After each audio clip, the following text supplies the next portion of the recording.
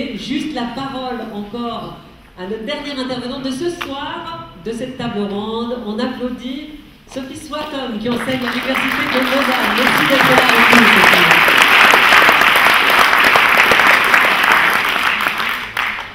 Merci beaucoup. Alors effectivement, j'ai évoqué la phrase de dialogue. Donc on n'est pas dans un schéma classique. Et donc juste rapidement 5 points, en rebondissant également sur ce que je viens d'entendre de la part de mes prédécesseurs. Donc ce mot de savoir, il est au pluriel. C'est-à-dire qu'on est dans des dialogues, mais qui renvoient non pas à un savoir unique qui serait imposé, qui aurait été appris dans des grandes écoles pour une seule manière de planter les tomates. Par exemple, j'ai beaucoup aimé la métaphore d'apprendre, en plus de penser bien faire en le faisant, mais qu'en fait, finalement, c'était un peu à côté de la plaque, mais ça partait d'une bonne intention. Donc cette idée qu'effectivement, il n'y a pas un savoir unique, et donc ça suppose également peut-être qu'il n'y a pas une seule manière d'apprendre.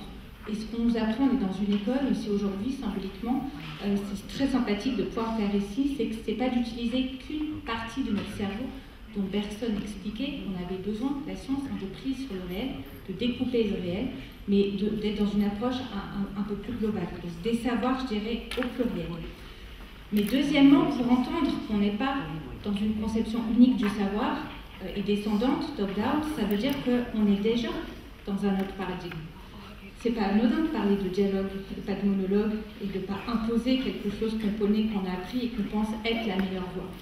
C'est déjà être dans une attitude de coopération, d'écoute, d'entraide, de réciprocité. Éric Julien disait tout à l'heure, c'est pas nous qui allons apprendre, mais c'est pas eux non plus. On est à la recherche d'une identité commune. Et donc là, je trouve ça très intéressant parce que ça signifie, et la citation de Keynes était aussi intéressante, qu'on n'est pas dans une approche qu'on pourrait appeler mécaniste de la nature, où la nature est simplement, comme le pensent les économistes, que je représente aussi un peu en discipline, comme un stock de ressources, comme un substrat uniquement matériel dans lequel on va puiser pour trouver ce dont nous on a besoin en tant qu'être humain, en tant qu'espèce, pour maximiser des flux, pour rentabiliser uniquement le capital, mais on considère la nature complètement différemment. Et donc, ça signifie que, troisième point, les Kogi et d'autres savent, ils ont un savoir et une idée sur la nature, sur la manière dont elle peut nous apprendre. La nature sait, en fait. Et donc ça pose le point de la transmission des connaissances.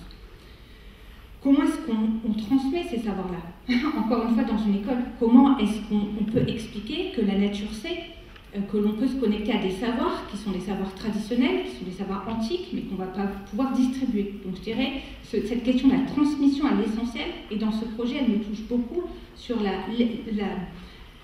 pluralité des acteurs qui interviennent. Donc, comment est-ce qu'on transmet ces connaissances? Comment ces savoirs vont péricliter? Comment est-ce qu'on va pouvoir les reproduire et former aussi à ces nouveaux métiers, à ces nouvelles connaissances pour que ça perdure et que ça ne disparaisse pas avec ces peuples racines? Alors je dirais que ça passe, à mon sens, c'est très personnel, mais par une incarnation.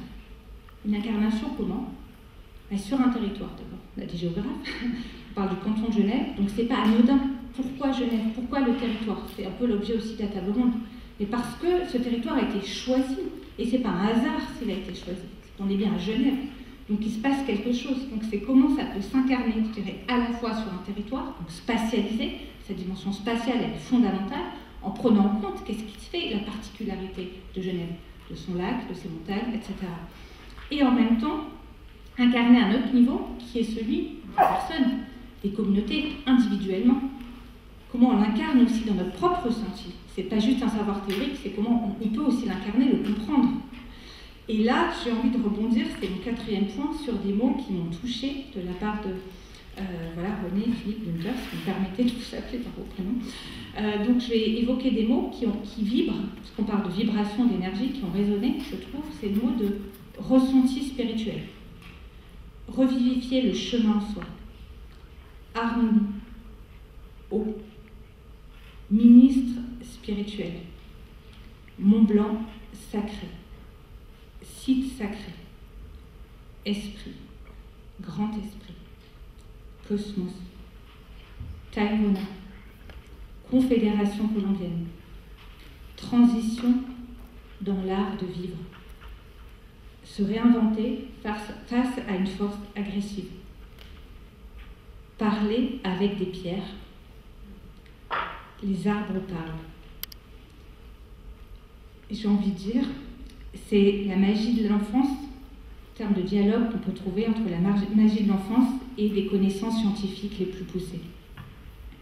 Cinquièmement, et dernier point, ça inspire peut-être beaucoup d'humilité dans nos approches de sachant et d'apprenant également, d'être petit incarné, mais dans une vision plus large, et j'ai envie de dire une vision de nos savoirs en tant que scientifique, en tant qu'être humain, en tant que père, en tant que mère, en tant qu'ami, en tant que femme, en tant qu'homme, dans une vision globale, systémique, holistique.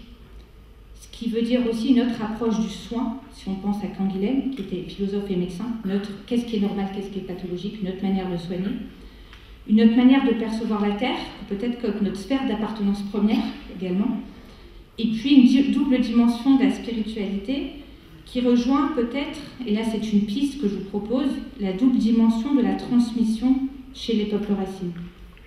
Une dimension que l'on connaît bien ici, de maître à élève, d'enseignant à élève, mais également directement de la nature, par ses esprits, par ses pierres, par ses arbres, par le cosmos à la personne. Et c'est peut-être un savoir encore plus fort qu'on a peut-être perdu, mais qui perdure dans cette double axe en fait, de la verticalité et de la manière de considérer nos savoirs. Donc, en conclusion, je dirais que finalement, au fond, vous me direz, je n'y vais pas avec le dos de la petite cuillère, mais c'est pas grave, si je défendu dans plein d'œuvres et dans des livres et avec d'autres approches de scientifiques, peut-être qu'au fond, la nature sait, tout simplement. La nature sait. Et les savoirs méritent de s'inspirer du vivant, de la technologie, au lien qu'on peut ressentir à notre manière d'être ensemble. Donc finalement, un mot qui a aussi été prononcé, si on doit se prononcer pour un réenchantement du monde, un réenchantement qui nous manque tellement dans ces périodes un peu troublées, peut-être que cela passe par un réensauvagement, effectivement, mais de nos propres savoirs. Merci infiniment à Geneviève Morand, Éric Julien, toutes les équipes françaises et suisses de permettre cela et de nous aider, je n'ai pas envie de dire à mettre en œuvre, mais peut-être à mettre en cœur ce nouveau paradigme pour une capacité à inventer, à créer, et en redécouvrant, je dirais, à la fois notre territoire, celui où on vit, notre lieu de vie, mais notre propre spiritualité et nos savoirs. Merci beaucoup. Merci beaucoup. Merci Daniel, merci Philippe, merci Christelle, merci Sophie. La bonne nouvelle, c'est que nous sommes en lien avec la Colombie. On va essayer, mais en principe, on est en lien et en direct. Et c'est vrai que c'est très important qu'il soit là, même si physiquement, ce n'est pas possible.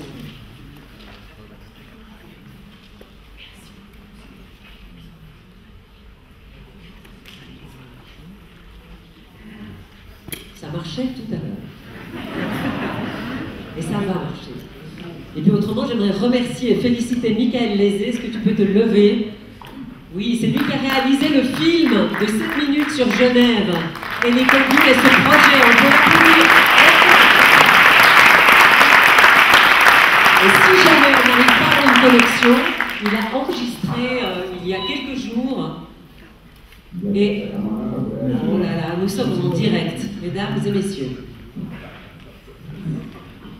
On a entendu une voix bizarre, ça c'est bon signe. Claudio. Il parle tout seul. Allez, gossé, nos escuchan? Sí.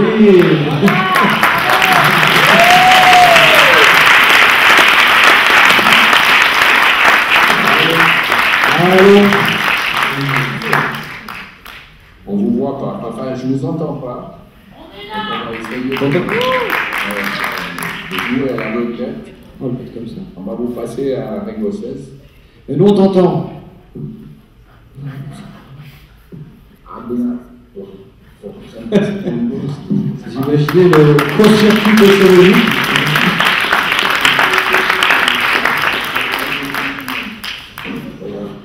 J'essaye de traduire en direct, on va voir. Non, je crois pas que je l'entends. Lise, tu peux leur dire de parler. Mais ils parlent. Non mais eux, ils nous entendent pas. S'ils parlent, on va pouvoir traduire.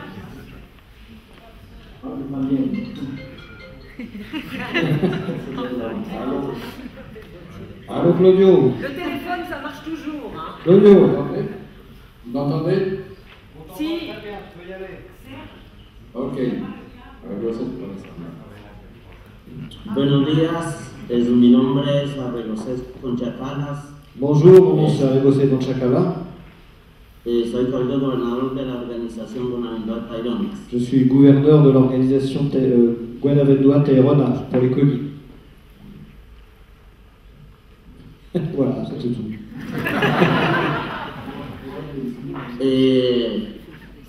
Pues lo queríamos dialogar en dos cosas. Nous, ce qui nous intéresse, c'est de dialoguer sur deux choses. Uno es en el mundo entero sobre el cuidado de la conservación y Le premier, c'est sur le monde entier, la nature et toutes les questions de conservation, comment on va protéger la nature. no es largo, sino pues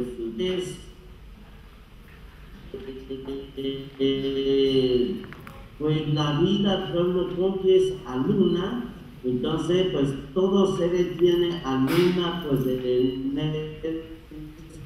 Le deuxième sujet qu'il est en train d'évoquer, c'est qu'il dit que toutes les formes vivantes ont à Luna, c'est un esprit, et que ce serait aussi le deuxième champ sur lequel on pourrait échanger.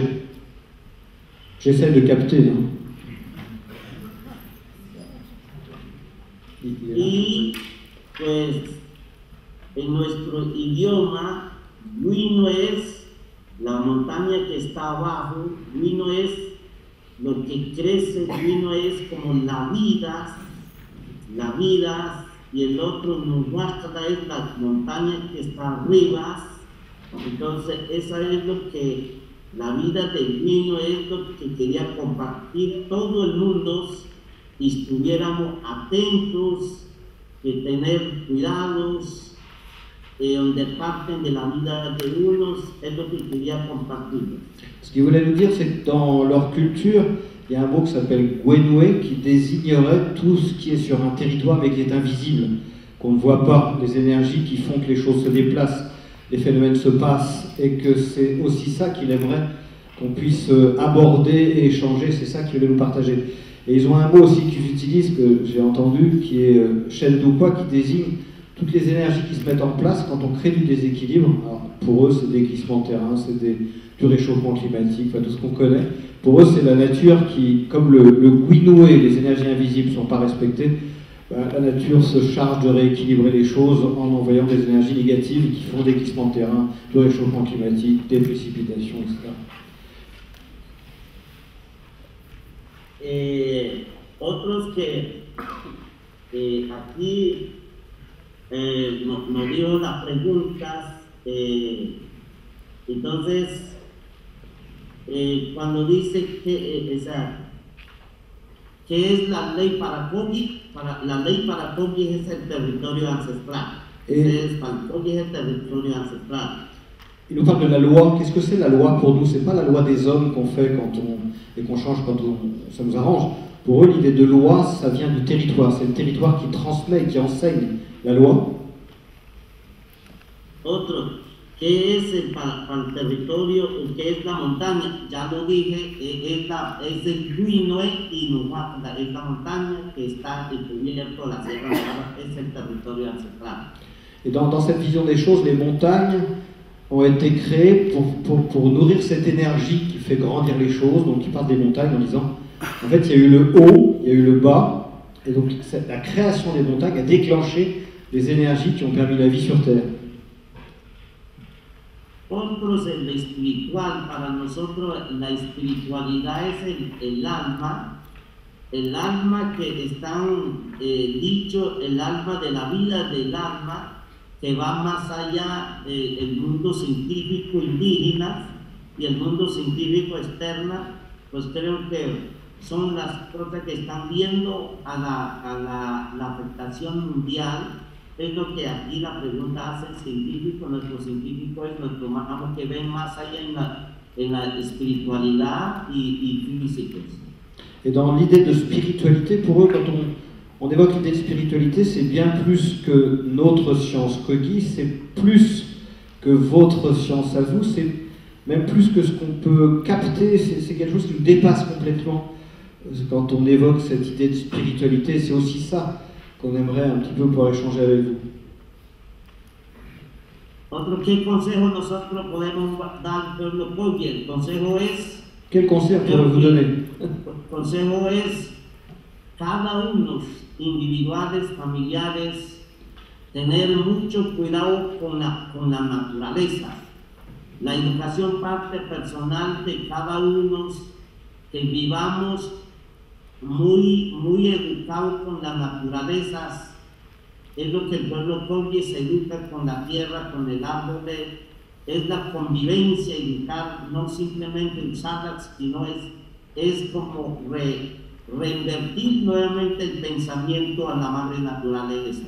Ce qu'il dit, c'est que le conseil qu'il pourrait, enfin le conseil, ce qu'il nous partage, c'est qu'il faudrait qu'on réinvestisse la nature, la pensée, un peu ce que j'ai évoqué avec la phrase de Michel Serres, hein, qu'on remette la nature au centre des enseignements pour les enfants, les arbres. Voilà, c'est quelque chose qu'on a peut-être laissé de côté. Il faudrait qu'on se rapproche de cette nature, qu'on remette cette nature dans nos pensées, dans notre vie spirituelle.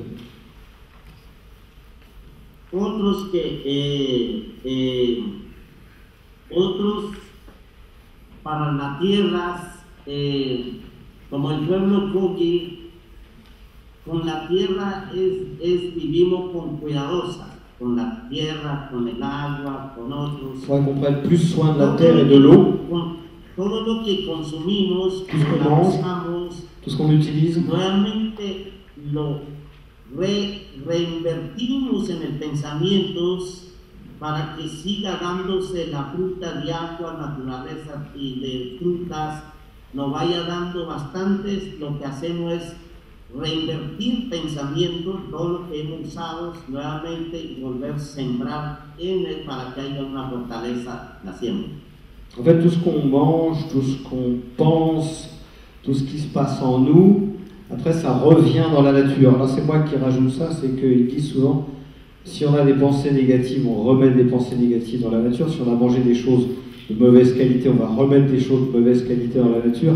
Donc c'est cette espèce de cycle que tout ce qui nous traverse, on le remet dans la nature ensuite, que ce soit la pensée, que ce soit spirituel ou que ce soit alimentaire. Pues el otro es que en el mundo mundial, este mensaje es que lo enviamos a la gente, las universidades, pues quisiéramos seguir teniendo en cuenta más adelante, más concretos.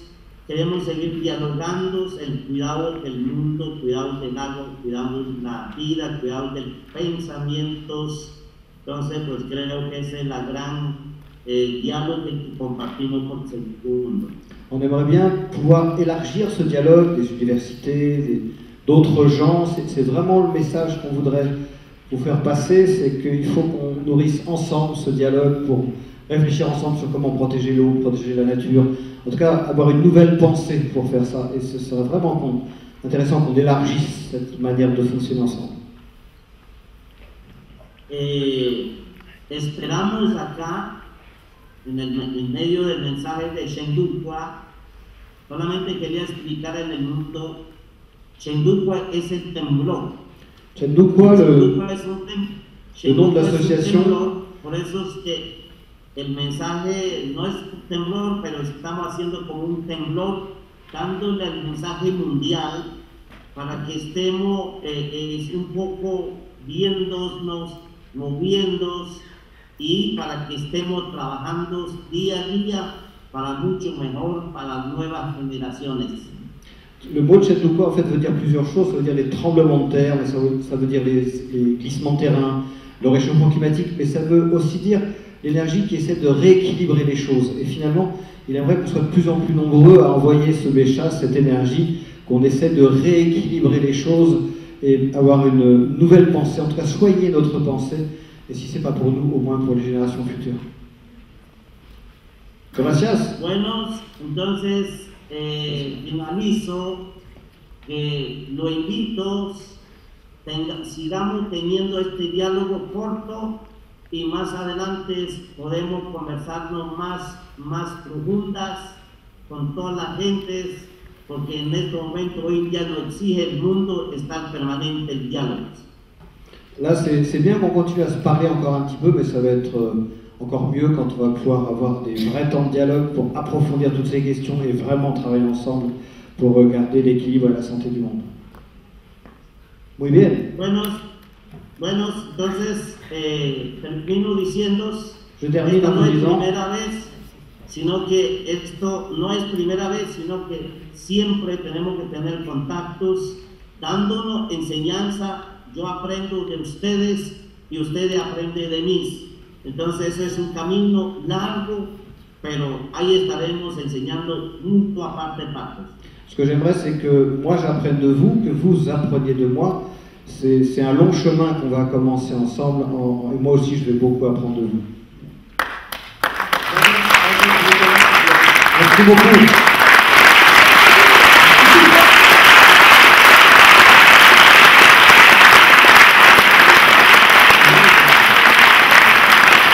Mesdames et messieurs, j'appelle tout de suite pour la table ronde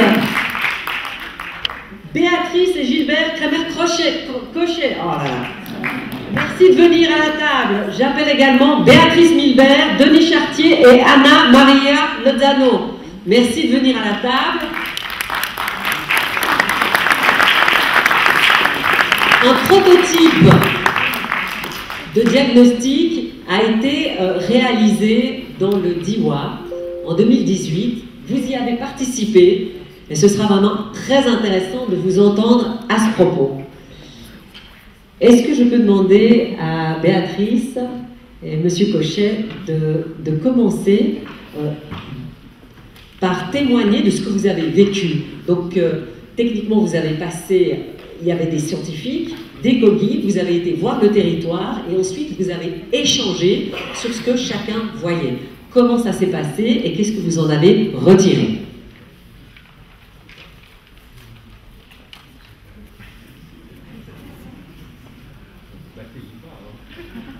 Voilà, c'est comme à la maison. Oui, alors nous avons vécu un moment absolument extraordinaire puisque nous avons passé une journée entière avec les co-guides, une journée de naturalistes. On se balade dans la nature, on observe, on note, voilà. Mais chacun à sa façon, chacun à sa manière. Et c'est vrai qu'on s'est rendu compte, comment dire, nous sommes des gens protocolaires, scientifiques, c'est carré. Si on fait une recherche, on va faire un quadrat ici, on fait 10 mètres, on en fait un autre, puis voilà. Et on est rassuré. Mais les protocoles, moi je disais souvent à certains de mes étudiants, c'est plutôt un affront à la complexité du cerveau. Parce qu'un protocole, il n'y a rien de plus simple, il n'y a rien de plus idiot. Vous faites des recensements sur les rivières, voilà, vous descendez dans chaque pont, vous comptez. L'Indien coquille, c'est pas du tout ça.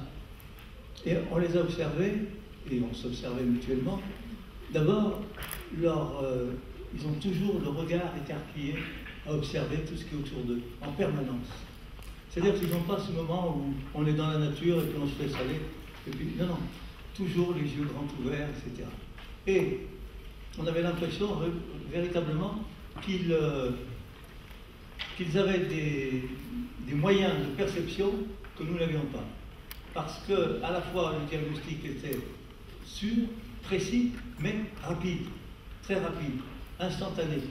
Comme s'ils avaient la capacité d'intégrer toute une série de critères et d'en faire la synthèse hyper rapidement, et voilà, et de sortir la solution. Alors, quelques exemples, quelques aspects quand même qui nous parlent. Et je suis vraiment ravi d'avoir entendu la table ronde précédente nous parler de sauvage, de réensauvagement. On ne peut pas savoir le bien que ça nous fait. Alors, on a écrit 2 livres déjà là-dessus, mais c'est pas pour ça uniquement. Mais je viens d'un pays, la France, où c'est quand même tout doit être bien régulé, bien rangé, etc. Alors que les co-guides, ils font confiance à la nature en permanence. Une fois, un Américain nous avait dit, l'homme ne sait pas faire confiance à la nature, il se prépare un dur labeur. Et le co-guide, non. Donc, on se trouve dans la forêt, dans une forêt dans le Diois, et puis, il y a un endroit, il y a un captage d'eau. Ce captage d'eau, on l'entend, mais on ne la voit pas. Il y a du béton. Il y a un bloc de béton, et l'eau, on est dans le sud des Alpes, il peut faire très chaud, on peut avoir besoin d'eau. Là, le coquille n'a pas pu comprendre. Il dit, c'est pas possible. Il y a une source, vous mettez du béton là-dessus. Mais qu'est-ce que vous faites? Il n'imaginait pas qu'on puisse être aussi pervers, aussi compliqué que là où il y a une source, de mettre du béton par-dessus. C'est vrai que quand on y réfléchit, quand on prend un peu du recul, et dans nos montagnes, nous on voit dans le Massif central, pratiquement toutes les sources ont été captées de cette façon-là, pour pouvoir prendre des douches plusieurs fois par jour, etc. Quand on y réfléchit, c'est pour ça quand même. Donc voilà, déjà là, ça m'avait vraiment surpris. Deuxième surprise, on dit, mais chez vous, on ne voit pas d'animaux sauvages. Il n'y a rien, il n'y a pas de vie sauvage. Alors nous, on sait qu'il y en a un peu, quand même, mais surtout qu'elle se cache. Et l'animal sauvage, s'il est présent mais caché, ou qu'il soit absent, ça revient à peu près au même dans notre relation. Alors, moi j'ai eu l'immense privilège je m'occupe de la réserve naturelle des Gorges de l'Ardèche et je préside le conseil scientifique. Et dans ce cadre, j'ai pu visiter la grotte Chauvet, la vraie, et c'est vrai que c'est un privilège extraordinaire. Et donc là, je l'ai visité en partie comme naturaliste. Et dans cette grotte, je me suis rendu compte de la diversité des espèces. Je me suis rendu compte de l'abondance. Il y a des fresques où on voit les lionnes, on voit les aurochs, etc., en abondance. Et puis le critère peut-être le plus intéressant, et ça rejoint justement la remarque des coquilles, c'est la proximité. Vous avez des dessins, vous avez des gravures, vous avez le couple de lions, le lion et la lionne. Le lion, il se rapproche de la lionne, il aimerait bien passer un petit moment avec la lionne. Mais la lionne tourne la tête, elle a un regard, elle a la migraine. C'est pas possible. Eh bien ça a été dessiné, donc ça a été vu, ça a été observé, à proximité, à quelques mètres. Cro-Magnon, il n'y avait pas de paire jumelle, même ni Zeiss ni Zarowski, il n'avait pas de téléobjectif non plus. Il n'avait que ses yeux, comme les coquilles dans la nature, dans la forêt. Et donc cette proximité, c'est là qu'on se rend compte qu'elle nous manque terriblement.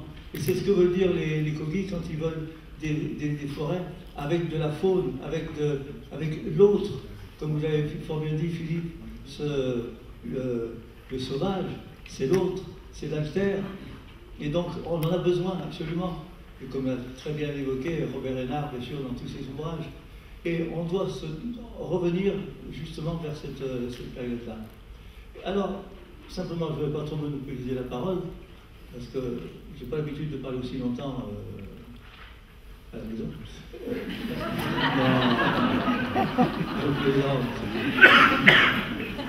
Vous savez, nous, quand on parle comme ça en public, on sent le public. On sent ce qu'on peut dire et ce qu'on ne peut pas dire. Alors des fois, on se trompe, mais c'est rigolo, c'est intéressant. Non, alors ce que je voudrais dire quand même simplement par rapport à un côté positif, et vos propos nous ont invités à nous retrousser les manches, enfin, retrousser les manches, non, ça c'est d'abord, on amène le bulldozer, mais l'appel mécanique, hardi petit. Non, c'est pas ça. C'est avec une grande humilité, avec un grand respect, protéger. Et je crois qu'on est arrivé à une période où jamais, depuis fort longtemps, on n'avait pas eu tant d'aspiration pour la préservation. Et on a des exemples positifs. Quand on préserve, ça marche. Quand on ne fait plus rien du tout dans la nature, elle se déroule très très bien toute seule, elle n'a absolument pas besoin de nous. Et elle nous fait de l'abondance, de la richesse, du bonheur, de la tranquillité, de la sérénité, etc. etc.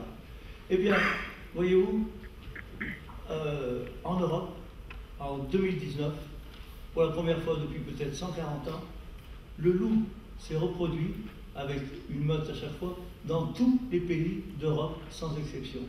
À l'exception aussi c'est pas à cause du Brexit, mais c'est à cause du Channel, donc à cause des îles britanniques. parce que voilà, le loup il n'est pas encore traversé. Le jour où il faudra traverser, il le fera. Et donc, reproduction partout. En Belgique, aux Pays-Bas, une meute de loup qui se reproduit. Donc la tolérance par rapport à l'animal sauvage qui peut faire quelques petits dégâts, eh bien, elle est là, elle s'installe. Et ça va même plus loin, non seulement on préserve, mais même on fait revenir, on réintroduit. Ici, vous êtes bien placé, ensuite vous avez réintroduit le lynx dans le Jura, il est passé dans le Jura français parce qu'il ne connaît pas les frontières, et puis, comme vous, il est descendu un petit peu dans les Alpes, alors pour nous, il arrive jusqu'à la Chartreuse, hein. Il ne va pas au sud, et on a un plan national d'action pour le faire revenir. Je reviens vers le Léman, il y a 2 programmes, un programme de réintroduction du balbuzard, qui est bientôt, les premiers balbuzards vont se reproduire probablement l'an prochain, et puis il y a un autre projet, enfin c'est pas un projet, c'est un programme sur lequel nous avons travaillé avec Béatrice, donc c'est la réintroduction du picard de queue blanche. Mais vous ne pouvez pas savoir comment, dans le monde cynégétique, dans le monde agricole, le fait de se dire, non seulement on ne va plus toucher la nature, on va la laisser sauvage, mais on va y mettre des prédateurs pour que ça en devienne encore plus sauvage, et c'est accepté. C'est un bouleversement cul par-dessus tête. Et donc là, je crois que les coquilles peuvent vraiment nous aider, parce qu'ils ont cette tranquillité, il n'y a jamais de gestes brusques, etc. Il y a toujours une douceur. Et là, nous étions un groupe d'une quinzaine de personnes, il n'y avait pas de cris, voilà, c'était la sérénité en marchant dans la forêt. Eh bien, c'est ça qu'il faudrait retrouver.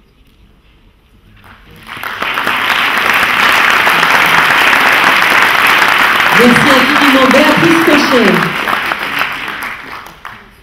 Oui, et quand Gilbert dit que les coquilles peuvent nous aider, donc moi je peux témoigner. Tout à l'heure, quelqu'un disait les arbres peuvent parler et les coquilles sont capables de les entendre. Eh bien, nous en avons eu la preuve, parce que pendant que nous avons fait du terrain avec eux, ils se sont arrêtés devant des pins noirs d'Autriche. Ils ont regardé l'arbre. Alors, comment ils l'ont entendu, je ne sais pas. Mais à un moment donné, ils se sont tournés vers nous et ils nous ont dit cet arbre, il n'a rien à faire ici. Il n'a pas sa place ici. Et non seulement il n'a pas sa place, mais il fait du mal au reste. Pin noir d'Autriche, vous savez probablement qu'il a été effectivement importé, il n'avait rien à faire dans le Diois. Il a été importé au début du XXe siècle pour faire ce qu'on appelle du reboisement de terrain de montagne. Et effectivement, comme le disent les coquilles, eh bien, les plantations de ces pins noirs d'Autriche ont été extrêmement néfastes au niveau des conséquences pour le milieu. Il y a eu une acidification des sols qui a rendu plus difficile la croissance de la végétation de sous-bois. Et ça, c'est très intéressant parce que ça montre que eux ils n'ont pas, comme nous, une flore, des études qui leur disent que, enfin voilà, tout notre background de scientifique, naturaliste de terrain, eux, ils n'ont pas, ils viennent de Colombie, où il n'y a probablement pas de pin noir d'Autriche, mais en écoutant, en regardant, en laissant leur sens capter ce qu'il y avait autour d'eux, ils étaient capables de comprendre des choses que la nature leur exprimait. Et deuxième chose qui concerne beaucoup, puisque la deuxième rencontre et le deuxième diagnostic croisé va se faire sur le haut bassin du Rhône, ils nous ont dit quelque chose qui m'a énormément frappée. Ils ont une pédagogie, une façon d'exprimer les choses de façon simple et parlante que j'ai trouvé absolument remarquable. Ils nous parlaient je pense qu'ils doivent avoir le problème chez eux aussi, ils nous parlaient des barrages. Alors, tout à l'heure, vous nous avez rappelé, plusieurs des intervenants précédents nous ont rappelé que leur approche est holistique. C'est-à-dire, si j'ai bien compris ce qu'on m'a expliqué, ce qu'on m'a traduit, ils considèrent que la Terre, c'est un hyper-organisme et que, en quelque sorte, chacun des écosystèmes est un organe de cet immense organisme et qu'il existe des connexions entre ces différents écosystèmes, par exemple, par les cours d'eau, etc. Et à un moment donné, ils nous ont dit, alors ça nous a particulièrement frappé parce qu'on a beaucoup travaillé avec Gilbert sur les barrages, ils nous ont dit, quand vous barrez une rivière, quand vous mettez un barrage, C'est un peu comme si vous mettiez une ligature à la sortie de la vessie. Si vous faites ça, vous empêchez l'eau de circuler, le liquide de s'écouler, ben, qu'est-ce qui va se passer? Vous allez être malade. Mais quand vous faites ça à la rivière, c'est pareil, elle est malade. Et là, j'ai pensé à tous les barrages que les Français ont construits sur le Rhône, qui est effectivement bien malade de tout ça. Alors ces barrages ont une utilité, bien sûr. Hein. L'objectif, c'est pas de dire il faut les détruire, mais peut-être qu'il faut effectivement, comme on l'a dit tout à l'heure, repenser notre relation à la nature. Et je me réjouis énormément que ce deuxième diagnostic croisé ait lieu ici, dans le canton de Genève, en Suisse, parce que les Suisses, vous avez été les premiers en Europe à avoir l'audace de créer un parc national avec la libre évolution. C'est-à-dire que quand vous avez créé votre parc national suisse, vous n'en avez créé qu'un, c'était en 1914, vous avez eu le culot incroyable de vous dire on va laisser cet endroit sans y toucher, on ne met plus de pâturage, de bêtes à pâturer, on ne coupe plus le bois, on ne l'exporte plus, on ne nettoie plus, et on ne chasse plus, on n'intervient plus. C'est-à-dire qu'on laisse faire la nature et on va regarder ce qui se passe. Et ça, c'est formidable. Si vous avez été les premiers à inventer la libre évolution. Et avec Gilbert, et tout à l'heure j'ai entendu aussi, ce serait bien de faire revenir un petit peu la nature. Il faut apprendre, face à l'adversité, face aux problèmes, il faut apprendre à se retirer et à laisser la place aux autres. Eh bien, l'idée qui a été suggérée, c'est redonner de la place à la nature. Et je crois que si le canton de Genève pouvait être le premier parc national urbain dans lequel on se retire partiellement pour redonner de la place à la nature, ce serait une idée que le dialogue avec les COGI, puisque leur diagnostic est si précieux, ce serait une idée qui est peut-être à creuser et pourquoi pas à mettre en application.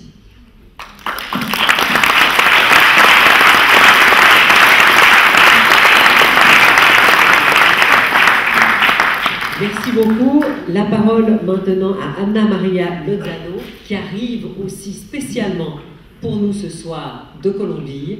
Et à droite et à ma gauche, donc à votre droite, à votre gauche, vous avez ses œuvres. Elle va vous en dire plus tout de suite et surtout comment elle est entrée en contact avec le territoire des Indiens Kogi. Il y a quelques semaines, j'étais en train de réaliser un entretien avec un Kogi et je lui demande de me raconter un peu son histoire. Donc il commence à mâcher sa feuille de coca, il me regarde pendant 5 minutes, il regarde ailleurs, il crache la feuille. Moi je pensais qu'il ne voulait pas parler peut-être, il prenait trop de temps.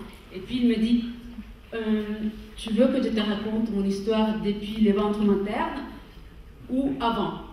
Et du coup, je lui dis depuis le ventre de ta mère. Aujourd'hui, je ne peux pas vous raconter l'histoire depuis le ventre de ma mère, mais je peux vous raconter une toute petite partie de l'expérience que je suis en train de vivre à la Sierra. En fait, depuis 12 ans, je suis partie en Colombie pour vivre avec cette communauté, dans le cadre de mon terrain de thèse en anthropologie à la HSS. En fait, depuis que j'ai commencé mon travail avec eux, et encore aujourd'hui, il y a quelque chose qui me fascine et que j'aime vraiment, et c'est ce rapport au territoire et comment ils comprennent la terre. En fait, par exemple, ils peuvent déposer une offrande dans une partie. Disons, ils déposent une offrande ici. Et en fait, cette offrande, ils voyagent dans le territoire et ils arrivent jusqu'au sommet de la montagne, par exemple. En fait, pour eux, les réseaux, les territoires, c'est un réseau. C'est un réseau de messages. Et ces réseaux, il est composé par des lieux sacrés. Mais en fait, ces lieux, que pour nous, on pourrait le dire qu'ils sont des lieux, mais en fait, il ne s'agit pas des lieux. Il s'agit des personnes, des ancêtres. Tout à l'heure, les Kabyles, ils faisaient référence à Nukwahalda, que en fait, c'est les maisons des ancêtres, c'est les maisons des personnes. En fait, quand ils parlent des lieux, c'est des personnes. En fait, c'est un grand réseau de personnages qui habitent et qui se communiquent entre eux. Donc, en fait, les Kogi, ils ont compris qu'il faut aller nourrir ces lieux, il faut aller les rendre visite, il faut aller les soigner, il faut aller bassins occupés pour pouvoir entretenir ces réseaux, ces grands réseaux planétaires. Donc moi, ce qui m'intéresse dans mon terrain d'anthropologie, c'est de mobiliser des techniques artistiques parce que je me suis rapidement rendu compte que par les discours, ça n'allait pas passer. En fait, il y a quelque chose de l'ordre des émotions, des affections, même des sentiments et qui peuvent vraiment faire vivre cette réseau planétaire. Donc pour ça, je réalise des cartographies sensibles, des dessins. J'ai fait aussi, je leur demande de faire des œuvres de théâtre pour comprendre un peu mieux ces gestes. Et je voulais vous montrer ce qu'on a fait lors du dernier diagnostic croisé en 2018.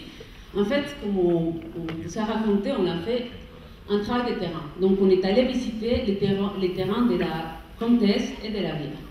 Donc nous avons réalisé avec les Kogi des cartographies. Donc par exemple ici, ce que vous voyez, c'est une représentation des lieux sacrés des montagnes, donc des personnes qui habitent dans ces montagnes-là. Et on voit donc les liens qu'elle entretient avec elle. Et en fait, il s'agit des liens très spécifiques, c'est-à-dire c'est pas que cette montagne est aussi liée avec celle-là. D'une certaine manière, oui, elles se soutiennent tous.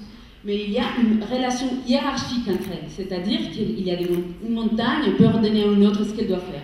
Donc par exemple, celle-ci, elle ordonne celle-là, elle demande au gardien de la montagne qu'est-ce qu'elle doit faire. Donc c'est toute une conception révolutionnaire du territoire qui est complètement différente à ce qu'on a aujourd'hui. Et en fait, ce qui m'intéresse moi dans cette idée de diagnostic croisé, c'est de pouvoir ouvrir un peu nos imaginaires, ouvrir un peu à l'idée qu'il y a des nouveaux territoires, nous ouvrir à une manière différente de ressentir, de nous inspirer aussi de cette autre manière de pouvoir entrer en connexion avec la Mère Terre. Merci.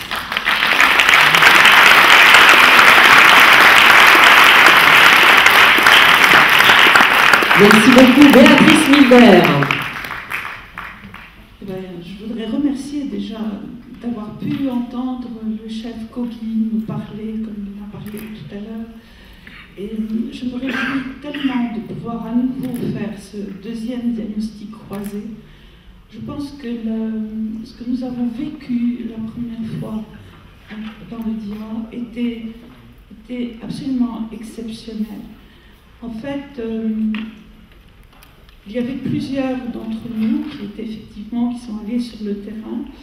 Et c'était tout à fait, pour moi, très rassurant de voir que, à la fois, les Kogi avaient ce regard avec ces explications, avaient ce ressenti, mais toutes les personnes qui étaient là avaient aussi un regard, un partage qui avait une résonance.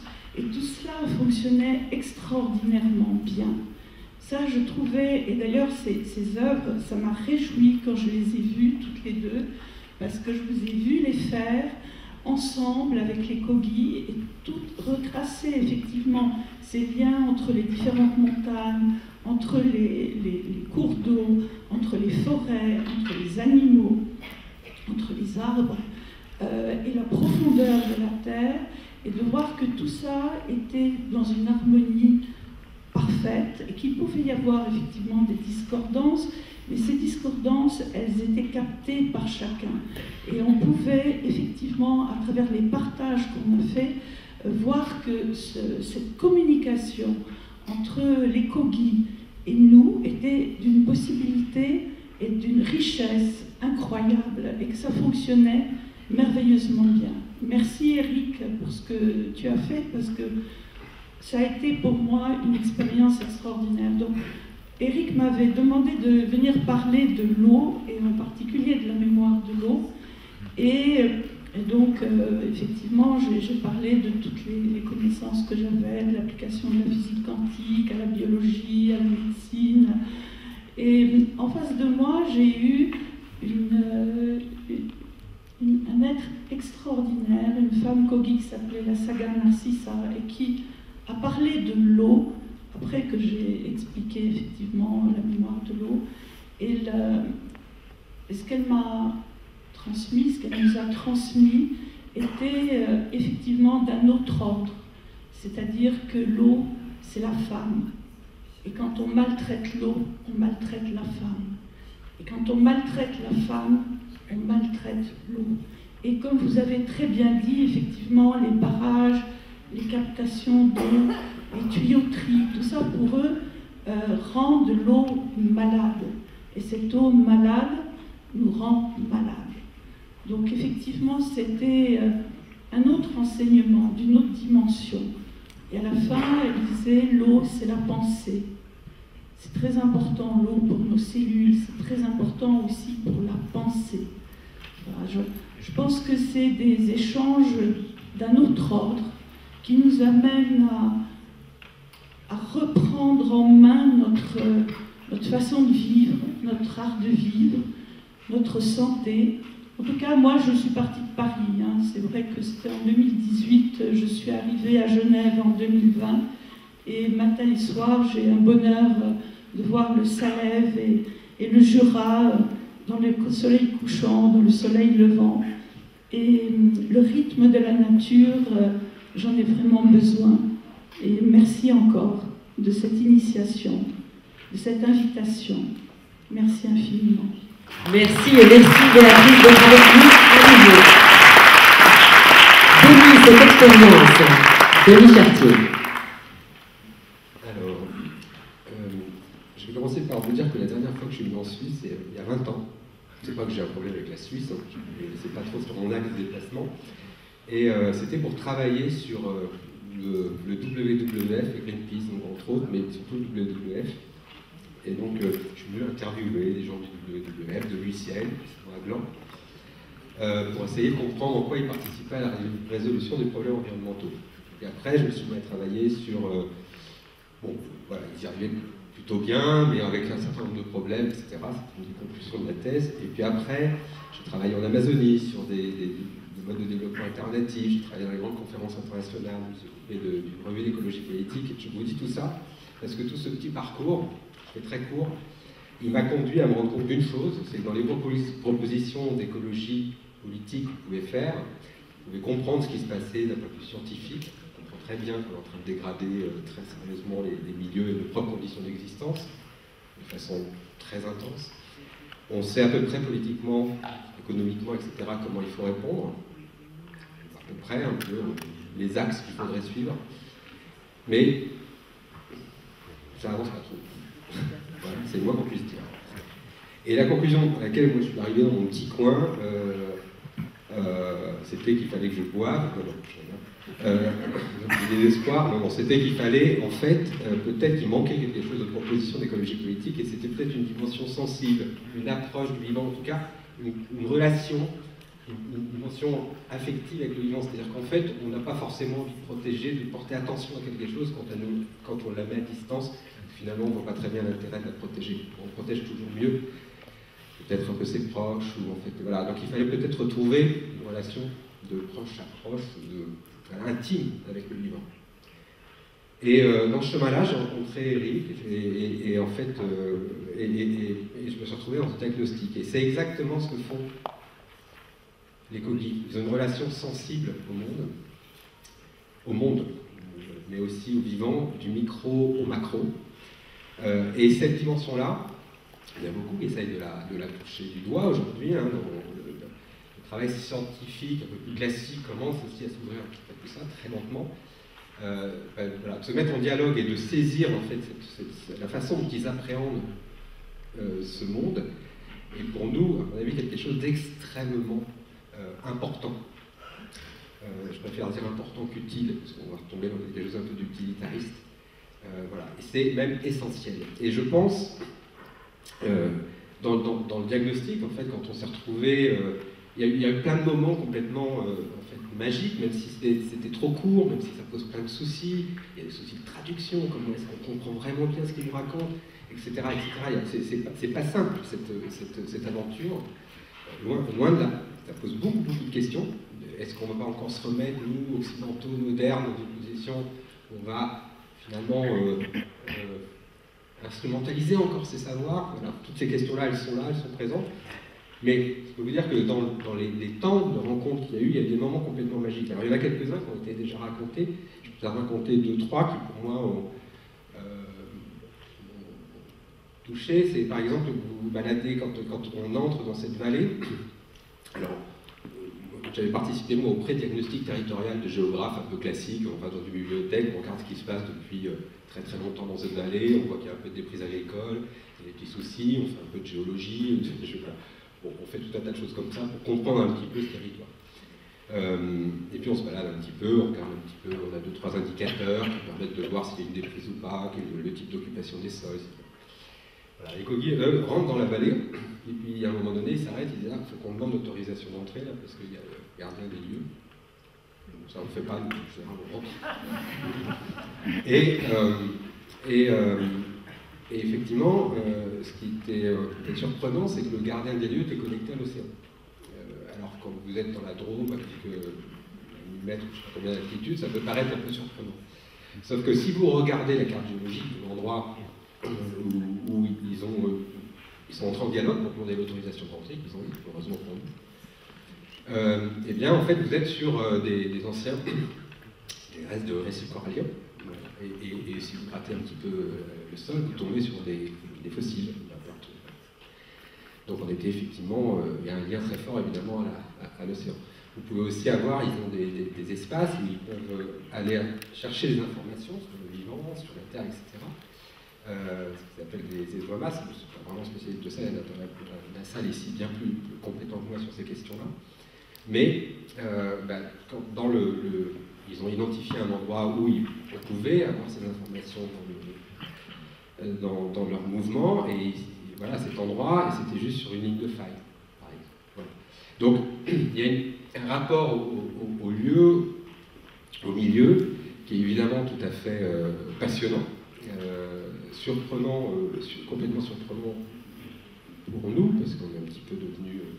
c'est même désespérant de soi, mais et je pense qu'on a vraiment besoin de travailler cet échange, d'apprendre de rapport, alors on peut dire sacré, mais en fait c'est une forme d'hyper-attention au vivant. Je pense qu'on peut, si il y en a qui sont un peu en difficulté avec ce terme sacré, on peut parler d'attention, juste un niveau d'attention exceptionnel en fait, et qui leur permet de saisir et d'avoir et de connaître et d'acquérir un certain nombre de savoirs. Je pense que ce qui sort pour moi du pré-diagnostic, parce que c'était vraiment très embryonnaire, c'est que peut-être que nous, les modernes, que nous sommes, nous, est un peu géré, parce qu'il y a plein de gens chez nous qui travaillent, qui ne sont pas du tout dans ces rapports-là au vivant, hein. Il y en a plein qui font des choses magnifiques, et il ne faut pas non plus trop généraliser, mais on va dire les scientifiques, ou certains scientifiques, etc. En tout cas, quand on veut comprendre quelque chose du vivant, de la nature, on va un peu la forcer, on va faire des expériences. Vous voulez savoir si une plante, elle a une agentivité, si elle est capable de réagir au stress, si elle sent, vous allez lui balancer des électrodes et vous allez la mettre dans un frigo, vous allez faire pousser des plants de tabac et vous allez les torturer. Donc vous allez voir si effectivement ça marche. Ça, c'est une façon de savoir.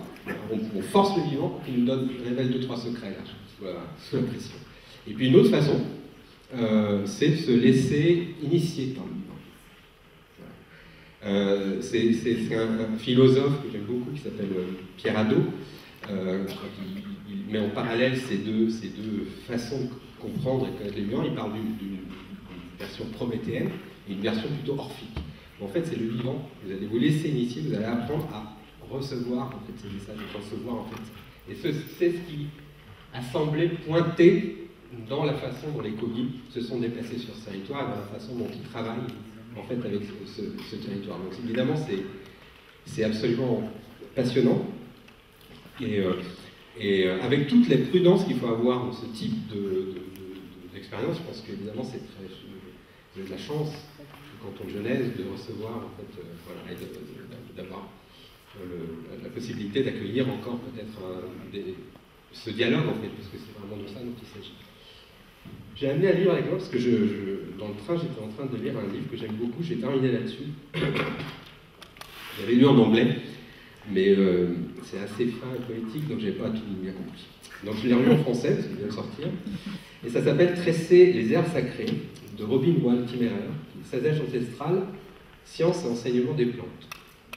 En fait, c'est une biologiste qui a un doctorat de biologie, qui travaille depuis très très longtemps, spécialiste des mousses aux États-Unis, mais qui est aussi amérindienne issue de la nation Potawatomi.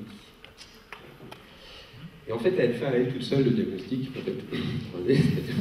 et en fait, en lisant, voilà, j'étais en train de relire ce livre, et je me suis dit, il faut absolument que je lui laisse la parole, parce que c'est bien plus intéressant que ce que je pourrais jamais vous raconter. Alors, la première chose que je voulais dire, voilà, elle a une petite expérience qu'elle raconte, ça s'appelle Astère et Verge d'Or, de plantes, une qui fait des jolies fleurs jaunes et l'autre qui fait des jolies fleurs violettes, qui sont souvent ensemble dans les écosystèmes.